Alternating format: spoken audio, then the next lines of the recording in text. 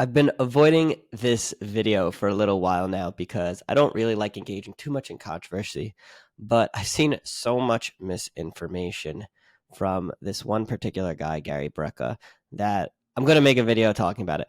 Now, no matter who it is, some people will say some things that are true and others are just wildly misleading. So we're going to try and break down this recent talk by Gary Brecka and talk about what might actually be factual, what is good advice to listen to, and what you may want to think twice about. So let's get into it. Thank you. All right, am I on? Can you guys hear me okay?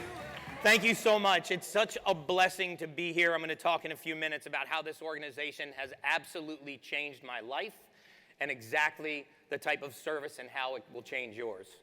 My name is Gary Brecka. I'm a human biologist. I'm a biohacker. When I talk about my previous career, people seem to be a lot more interested in what I used to do than what I do now, so I'll just spend one quick minute telling you what I used to do. I was a mortality researcher for the insurance industry.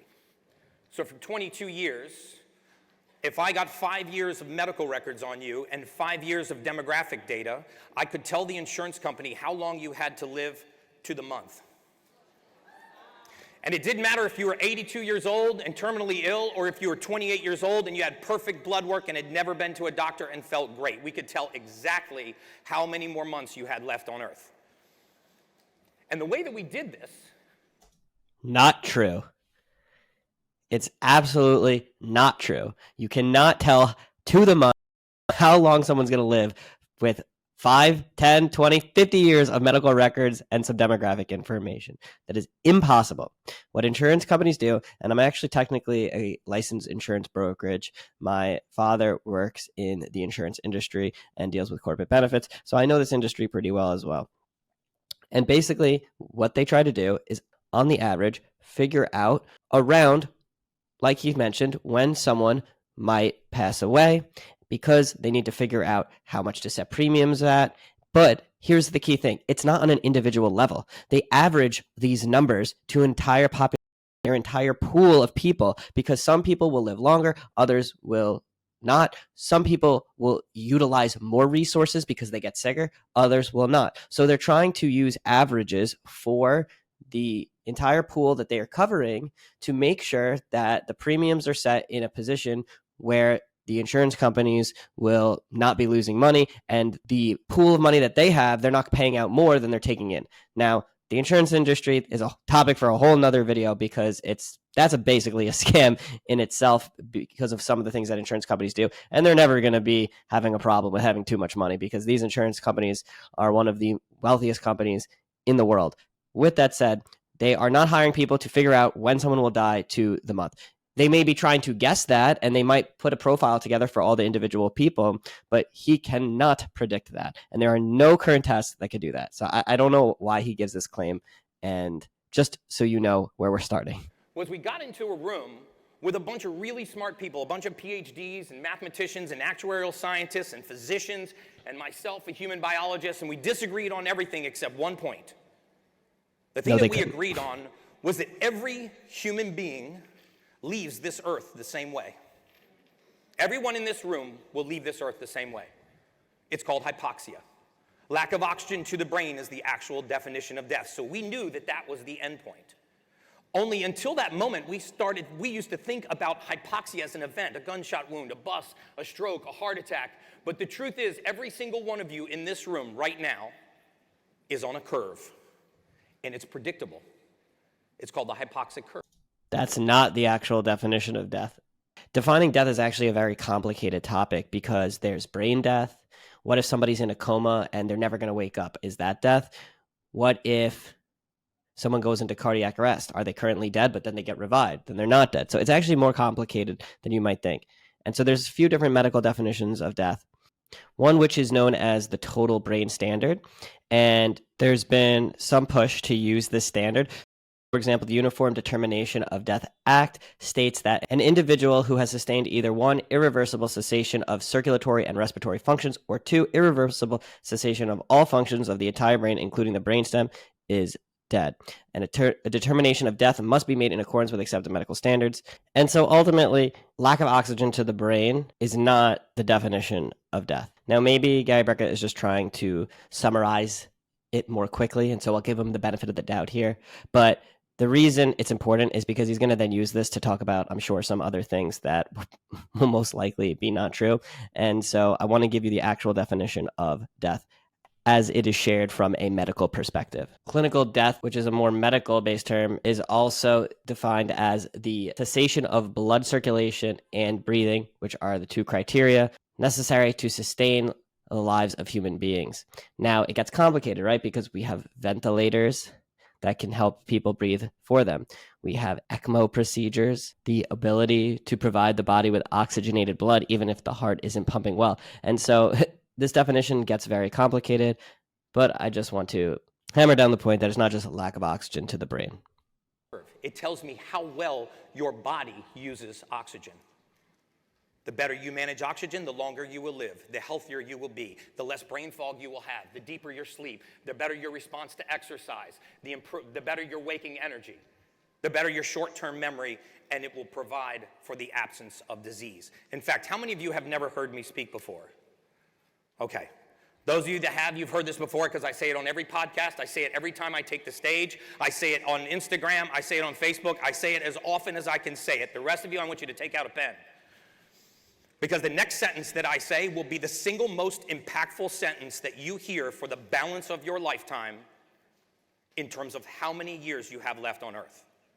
This one sentence will not only impact how many more months you have left on earth, but it will impact every facet of your health. How deeply you sleep, how much energy you have during the day, how strong your cognitive function is. It will drive your mood, your emotional state, your libido. Everything about you as a human being comes down to this one sentence. Do you guys want to know what it is? Yes. I'm not going to tell you. Thank you. I should charge for it. It's such a build-up. That was a pretty good build-up. And that is this. The presence of oxygen is the absence of disease. The presence of oxygen is the absence of disease. There was not one disease or pathological pathway that we researched in 22 years that did not have its origin in a state of hypoxia, a lack of blood oxygen. And while I was going through this career of becoming one of the top 5 certified expert witnesses in federal court for predicting mortality, I realized one day that these spreadsheets that I was looking at and all of this data... Like, that just doesn't make sense. There's so many diseases that have nothing to do with a lack of hypoxia that you could have. I just don't understand what he's saying half the time. I mean, oxygen is good. Most people, unless you have COPD or some other pulmonary condition, they SAT, which means their oxygen saturation is usually around 99%, meaning they are properly carrying oxygen and releasing that oxygen. Hemoglobin carries the oxygen, releases it into your tissues as you need it. One way to see, how metabolically fit you are is something called a VO2 max test. So this tests your aerobic fitness, and there are some studies showing that there is some correlation between your VO2 max and longevity. In simple terms, your VO2 max is your maximum rate of oxygen consumption when you're doing highly intense exercises. So another way to say that would be how well you're able to use oxygen when you're exercising. Marathon runners, for example, can utilize oxygen much better than most people. But in general, people do not have a problem with a lack of oxygen. That I was crunching. And this database of 370 million lives that was in front of me, one day I woke up and I realized that there was human beings on the other side of these spreadsheets. And at the time, it was a felony for me to contact a patient or a doctor treating a patient, even if in the record I saw a life-threatening drug interaction. So for 22 years, I sat behind a thick glass wall and I watched blind people walk into traffic. And then I decided to make a change. 7 years ago, a beautiful angel came into my life. Her name's Sage Workinger, right there. She's my fiance. And I said, babe, I want to get out of this business. I want to take this information that I have and I want to touch. I mean, he has a good story. The face of humanity. I want to change people's lives. I don't want to sit here He speaks it well. and predict how long people have until they die. I want to sit here and impact how long people can live, right? I want to touch the face of humanity, and I don't know how to do it, but I want to start a wellness franchise, and I've never done it, but that's what I feel my calling is to do. And she said, let's do it. So 7 years ago, we started a company called Streamline Medical Group to touch the face of humanity. 13 months later, I met another beautiful angel. I met Elena Cardone and her husband, Grant. And they trusted me enough to become patients of mine. And 4 years later, they acquired my company, September of last year. And now it's 10X Health.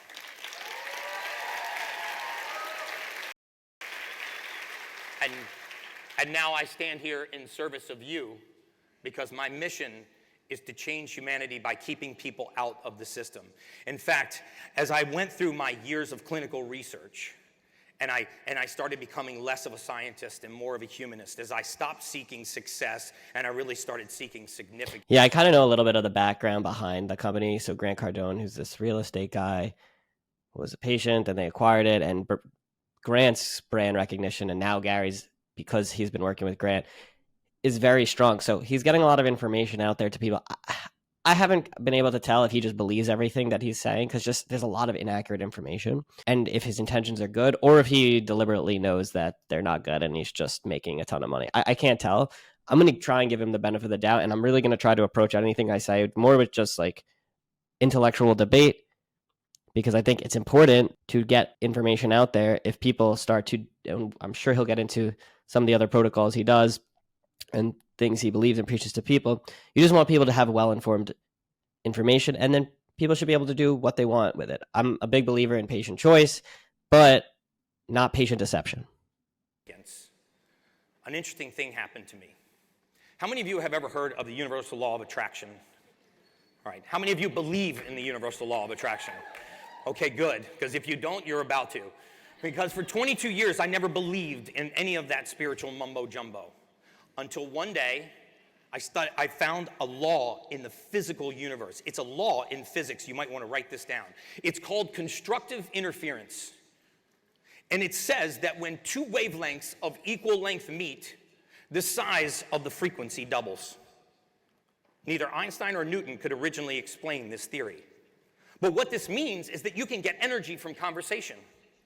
You can get energy from what I'm telling you right now. You can get energy from the people around you, or they can take energy away from you.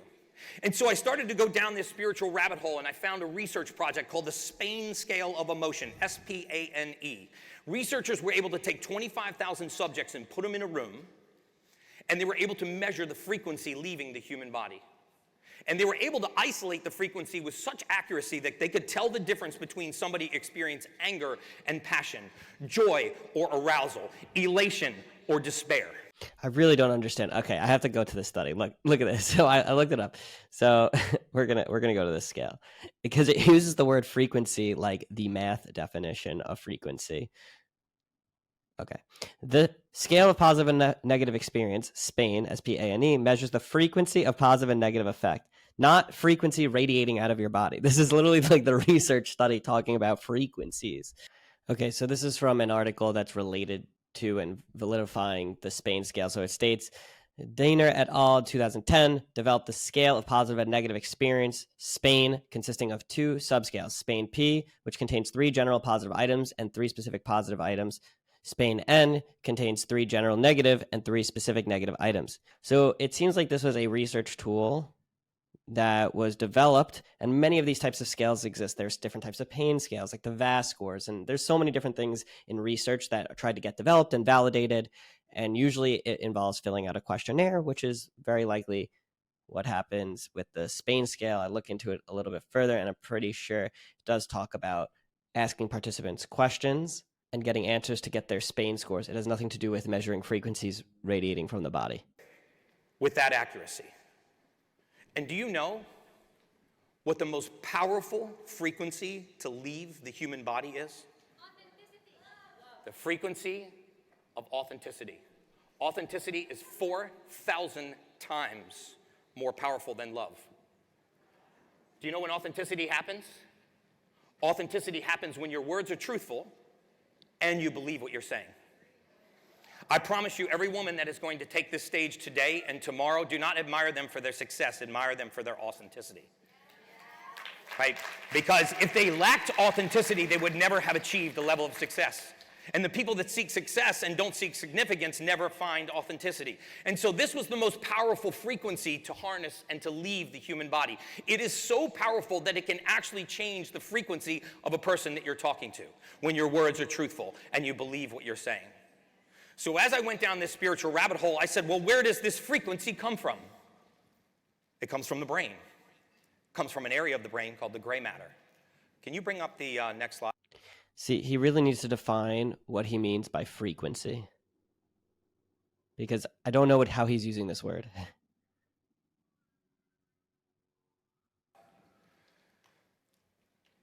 Nothing in my entire speaking career brings me greater pain than to share this with you ladies. But because I'm about to alienate all of my male counterparts. But frequency comes from an area of the brain called the gray matter. Can you go to the next slide? And it's official, and it just burns me to the core to admit this. But can you scroll up just a little bit? Women have more brain cells than men.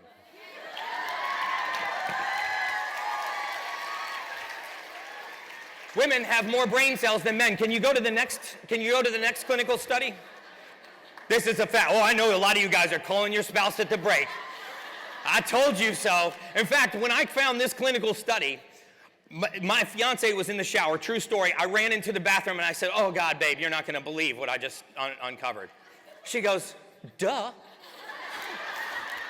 So you know what I did for the next 7 days? I tried to find a study that said that that wasn't true, so I found a second study. Can we scroll down here? No, go to the next one, the next slide. Is this the second one? I found a second study and it got worse. They not only have more brain cells, they have more brain cells in the gray matter. They have an increased capacity to process information. And this is the area of the brain where authenticity and frequency stems from. Women have more power to affect the universe around them than men do. This is why women can truly multitask, right? We are not able to multitask. Women actually have the physiology that allows them to multitask. Yeah, right here. There's evidence that women have more gray matter in their brains. I mean, come on, give me a break. So there's actually pretty good research that nobody is good at multitasking. It's very rare to be able to actually multitask properly. I can't do it if my life depended on it. And people who say they're good at multitasking usually have no way to actually evaluate if they are good at multitasking. There's pretty good evidence that most humans are not capable of multitasking, but there's always the exception to the rule.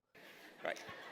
So knowing this, I said, how can I help these women harness the power of that brain? How can I help these women change the frequency in their body? Because guess where every cell in the human body gets its command from? It gets its command from the gray matter of the brain. It sets the tone and the frequency for every cell in your body. There are 32 trillion cells in the human body.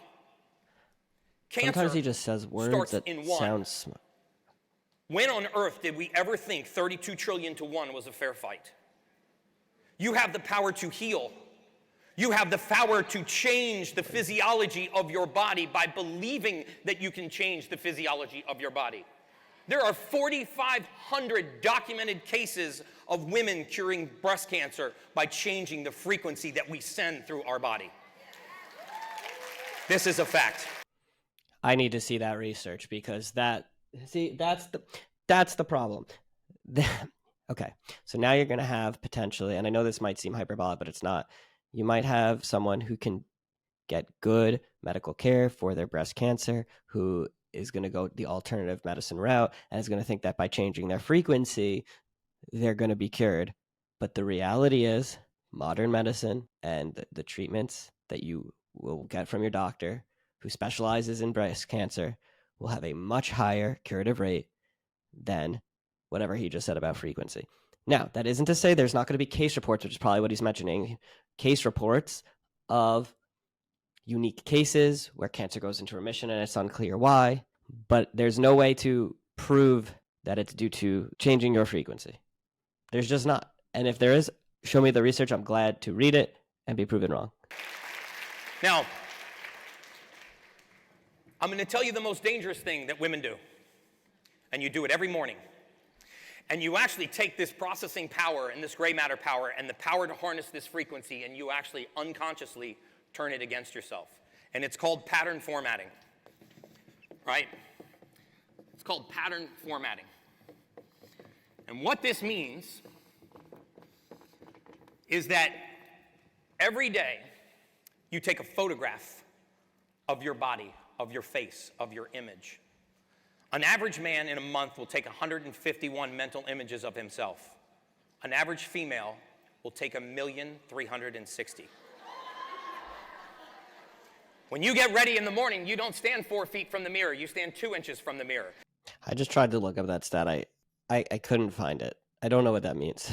And it's not important enough to be 2 inches from the mirror. You got to have a mirror that's concave so it amplifies what you're seeing 2 inches from your face. When was the last time you met somebody and went like this? It's really nice to see you. Is that a new pore on the upside down of your nose? My goodness, I never noticed that eyelash that's dipping 13 degrees to the left. But it's great to see you. So what happens during the day is you have the last recorded image of your face. You record and store your imperfections. And you are thinking of your imperfections while you are communicating with other people.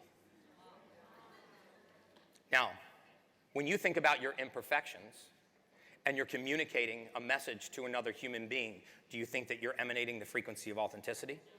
No, because your mind is somewhere else. Now, you're so good at processing, the other person doesn't notice this, but that little roll over the top of your belt. He is a good speaker, and I'll give him credit. I think the point he's trying to convey here is good. It's just the weird research he does and taking claims that have no backing. It just doesn't make sense. But overall, if the point here is we shouldn't be so consumed with body image, I completely agree with that. The nails that have grown out too far and left a little space behind the cuticle. The pimple that nobody else can see.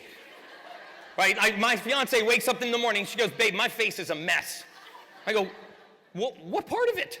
I can't. What's a mess? Look at this right here. I'll get the convex mirror out here. I can't see it. Right? And so you're recording that, you're thinking about that while you're communicating with another person, and it interrupts the frequency. You know that they say women are more intuitive. Have you ever heard of that? Thank you. That's not true. Women are more sensitive to frequency. That's what you're picking up. Right? Men, we suck at this. Right?